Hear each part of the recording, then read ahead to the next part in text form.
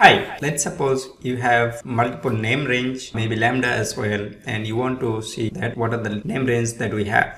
And I'm going to show you a single line of code that will dump all the name range and their refers to.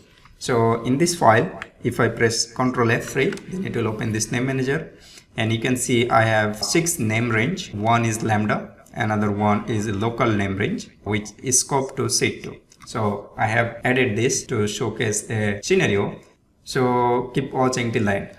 I want to dump all of this name range refers to, and I can just do that using a single line of code, that is ActiveCell.listName.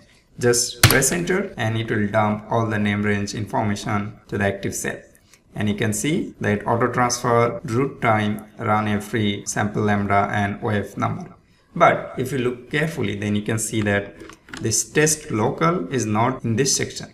And that is because this ActiveCell.listNames is going to only dump the workbook level name range and seed level name range only for this seed, not for the other seed. So if we just run the same code in this particular workbook and run this, and you'll see that okay, now we have this test local.